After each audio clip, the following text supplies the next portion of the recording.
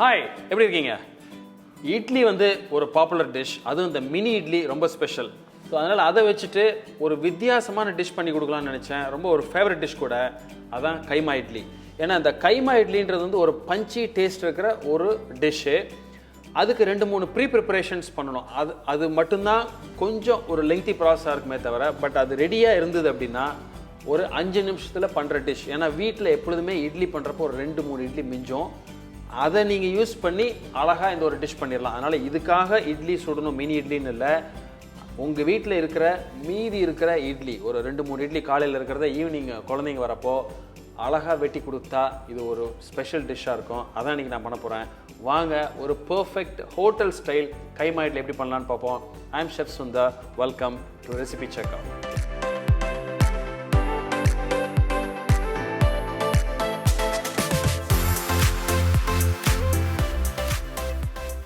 இந்த கைமா இட்லிக்கு தேவையான இன்க்ரீடியன்ட்ஸ் என்னென்னு ஃபஸ்ட்டு பார்த்துருவோம்.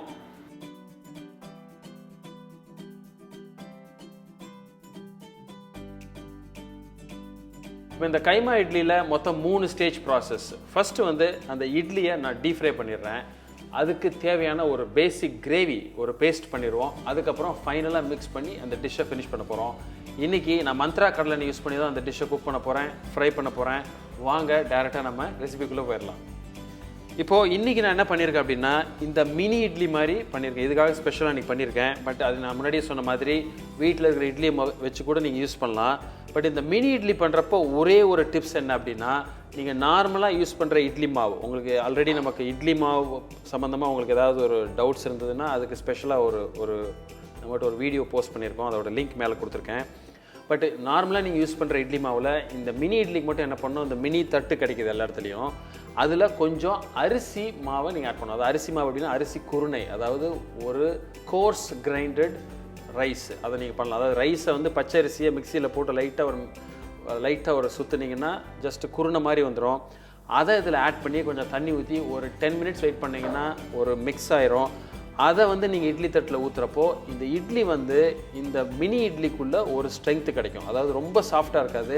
இதை நம்ம டீப் ஃப்ரை பண்ணுறப்போ உங்களுக்கு கரெக்டான ஒரு கன்சிஸ்டன்சி கிடைக்கும். அது ஒரு டிப்ஸு.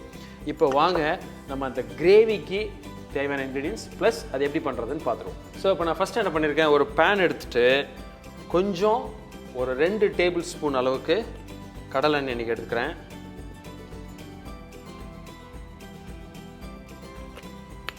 ஸோ ஆயில் கொஞ்சம் லைட்டாக சூடாகி வரப்போ கொஞ்சம் சினமன், பட்டை, அதே மாதிரி கொஞ்சம் கிராம்பு ஒரு 2-3 பீஸ்.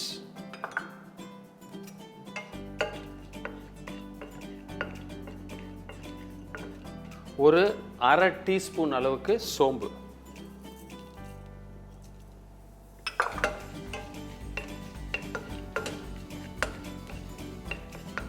இந்த சோம்பு கொஞ்சம் ஃப்ரை ஆகி வரப்போ நம்ம வெட்டி வச்சிருக்கிற ஒரு ஆனியன்,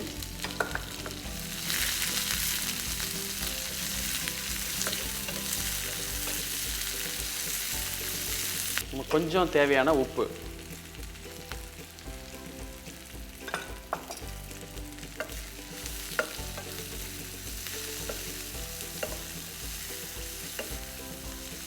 இந்த ஆனியன் கொஞ்சம் ஃப்ரை பண்ணி வரப்போ ஒரு பெரிய தக்காளி டைஸாக வெட்டி அதை அதில் ஆட் பண்ணிக்கிறேன்.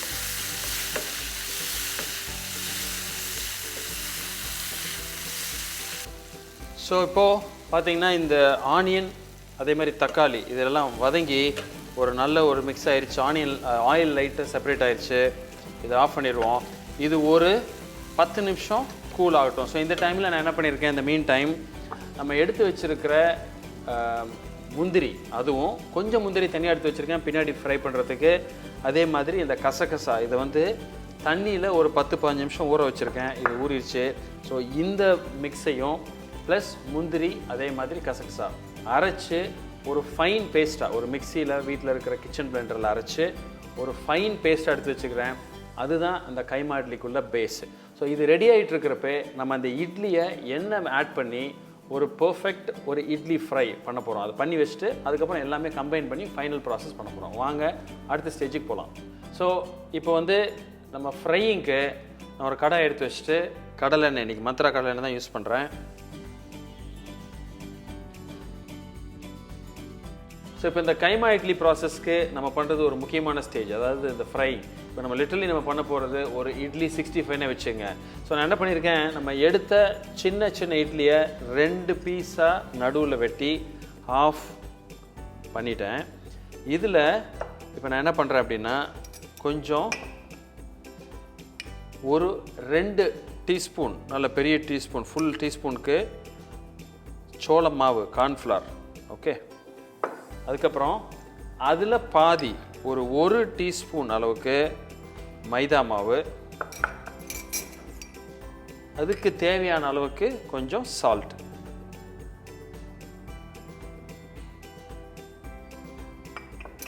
பண்ணிட்டு கொஞ்சம் கலர், இது ஜஸ்ட் ஒரு ப்ரிஃபரன்ஸ் தான், ஒரு அப்பியரன்ஸ்க்காக. ஸோ உங்களுக்கு வேணாம் அப்படின்னா இதை நீங்கள் கம்ப்ளீட்டாக அவாய்ட் பண்ணிடலாம்.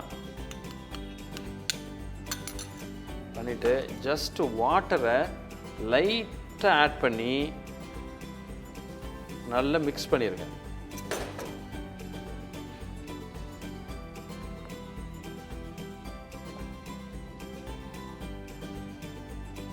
நம்ம ஆட் பண்ண கார்ன்ஃப்ளவரும் மைதாவும் நல்லா அழகாக கோட் ஆகி அந்த கலரோட மிக்ஸ் ஆகி ஜஸ்ட் ஒரு ஃபைன் கோட்டிங். இது வந்து இப்போ ரெடி ஆயிடுச்சு.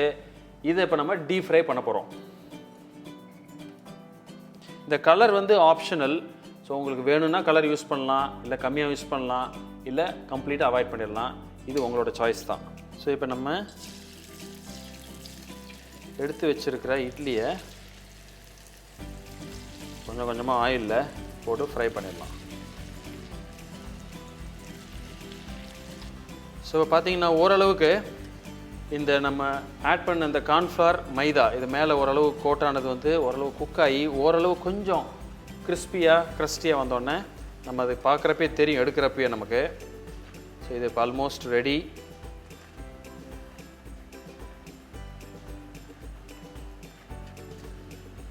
ஸோ இது எதனால இது பண்ணுறோம் அப்படின்னா, இந்த ஸ்டேஜில் அந்த இட்லி வந்து நம்ம அந்த கைமா இட்லி பண்ணுறப்போ அந்த கிரேவியோடு ஆட் பண்ணி நம்ம மிக்ஸ் பண்ணுறப்போ உடையாது.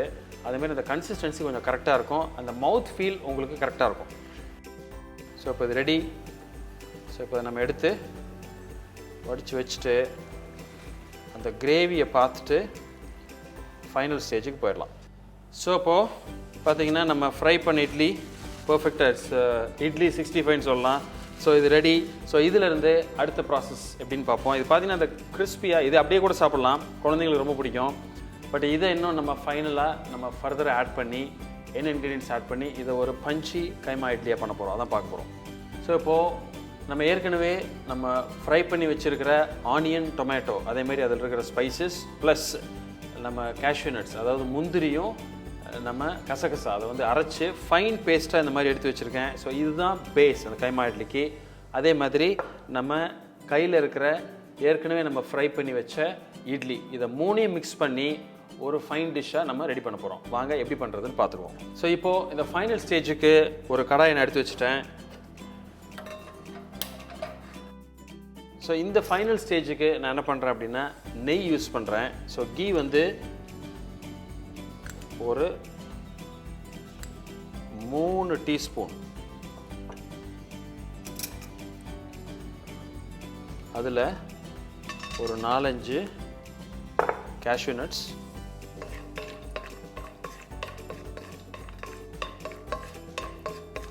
பொடியாக வெட்டி வச்சிருக்கிற ஒரு சின்ன ஆனியன், இல்லை ஒரு பெரிய வெங்காயமாக இருந்தால் ஒரு பாதி வெங்காயம் போடுங்க.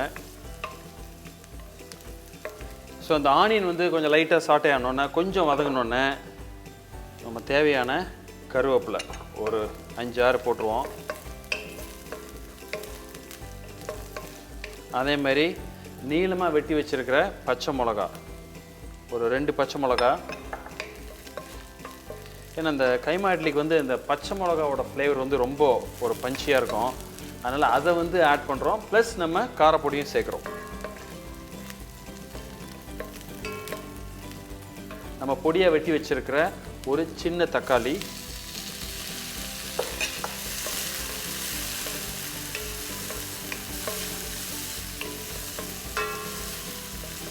இந்த தக்காளி வந்து ஃபுல்லாக நமக்கு வந்து ஃப்ரை ஆகணும், வதங்கணுன்றது இல்லை. ஏன்னா நம்ம தக்காளி பேஸ் பண்ணி தான் அந்த ஒரு பேஸ் கிரேவி பண்ணியிருக்கோம். ஸோ அதனால் இது வந்து ஜஸ்ட் ஒரு மவுத் ஃபீல் தான். ஜஸ்ட் ஒரு உள்ளே போட்டு லைட்டாக கொஞ்சம் டாஸ் பண்ணோன்னே இம்மீடியட்டாக நான் என்ன பண்ணுறோம், நம்ம தேவையான பொடியில் சேர்த்துடலாம் அதில். ஸோ கொஞ்சம் சால்ட்டு, தேவையான அளவு சால்ட்டு, ஒரு அரை டீஸ்பூன் அளவுக்கு காரப்பொடி, ஒரு 1/4 டீஸ்பூன் மஞ்சப்பொடி,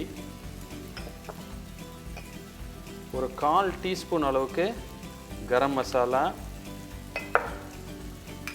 ஒரு அரை டீஸ்பூன் சன்னா மசாலா. ஸோ இது வந்து ஒரு நைஸ் ஒரு ஃப்ளேவர் கொடுக்கும். ஸோ ஜஸ்ட் ஒரு மிக்ஸ் பண்ணிவிட்டு கொஞ்சம் லைட்டாக தண்ணி ஆட் பண்ணிடுங்க. ஸோ அதனால் ஃபர்தராக இந்த பவுடர் வந்து கருகாது, ரொம்ப முக்கியம்.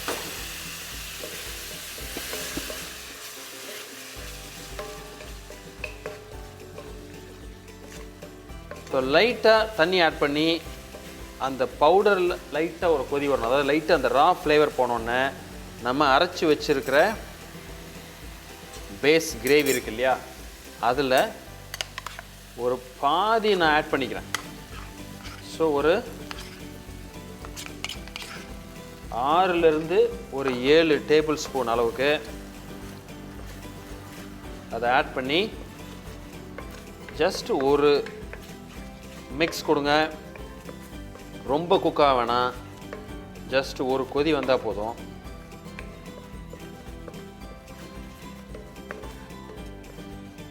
ஸோ இப்போது நம்ம ஏற்கனவே ஃப்ரை பண்ணி வச்சுருக்கிற இட்லி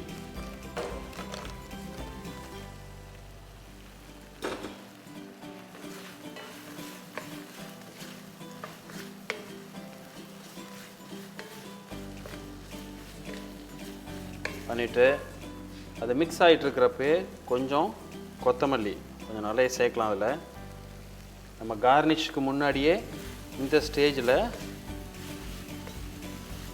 கொஞ்சம் கொத்தமல்லியை சேர்த்து, இது வந்து ரொம்ப வந்து ஸ்வெட் ஆகி ரொம்ப தண்ணியாக இருக்கக்கூடாது, ஒரு ட்ரை செமி ட்ரை கன்சிஸ்டன்சியில் தான் இருக்கணும். இது பர்ஃபெக்டாக இருக்குது இன்றைக்கி. இப்போது இது கொஞ்சம் நேரத்தில் பார்த்தீங்கன்னா இந்த கொஞ்சம் இருக்கிற மாய்ஸ்டரும் அந்த இட்லி கொஞ்சம் உறிஞ்சிட்டு சாப்பிட்றதுக்கு ஒரு பர்ஃபெக்டாக இருக்கும். ஸோ லைட்டாக கோட் ஆன மாதிரி அந்த இட்லியில். ஸோ அந்த கலர் பார்த்தீங்கன்னா நம்ம போட்ட கலர் வந்து ரொம்ப ஆடாக இல்லை. ஸோ ஜஸ்ட் ஒரு நைஸ் ஒரு கலர், ஒரு balance colour, green red. So இது ஒரு நல்ல ஒரு அப்பியரன்ஸாக இருக்கிற ஒரு டிஷ். ஸோ பார்த்தீங்கன்னா ஒரு பர்ஃபெக்ட் கைமா இட்லி. அதாவது வந்து அந்த பேஸ், அந்த ஒரு ப்ரிப்பரேஷன்ஸ், அதுதான் அதில் ரொம்ப முக்கியம். பட் அதர்வைஸ் ஒரு வெரி சிம்பிள் டிஷ். வீட்டில் இட்லி இருந்ததுன்னா ஜஸ்ட் ஒரு 10-15 மினிட்ஸில் பண்ணக்கூடிய ஒரு டிஷ். ஒரு பேஸ் ஒன்று ரெடி பண்ணி வச்சுட்டு இட்லியை பேரலாக ஃப்ரை பண்ணிவிட்டு ஜஸ்ட் மிக்ஸ் பண்ணி கொடுத்துடலாம். எஸ்பெஷலி இட்லி மார்னிங் இருக்கிறப்போ ஈவினிங் வந்து இது ஒரு காம்பினேஷன் டிஷ்ஷாக நீங்கள் பண்ணி கொடுக்கலாம். இது வந்து ஐடியில் வந்து இது வந்து உங்களுக்கு வந்து ஒரு லெமன் வெஜ்ஜஸ், ஒரு ஆனியன் இதோட சர்வ் பண்ணிங்கன்னா ஒரு நல்ல ஒரு பஞ்சி டேங்கி டேஸ்ட் கிடைக்கும். ஸோ இதை ட்ரை பண்ணி பாருங்கள். இந்த வீடியோ உங்களுக்கு பிடிச்சிருக்குன்னு நினைக்கிறேன். நீங்கள் செஞ்சு பார்த்துட்டு உங்களுக்கு எப்படி வந்திருக்கு அப்படின்றத எங்களுக்கு கமெண்ட் பண்ணுங்கள். பிடிச்சிருந்தா ஃப்ரெண்ட்ஸோட ஷேர் பண்ணுங்கள். இதே மாதிரி இன்னொரு நாள் இன்னொரு வீடியோட மீட் பண்ணுறேன். அது வரைக்கும் ஹாப்பி குக்கிங்.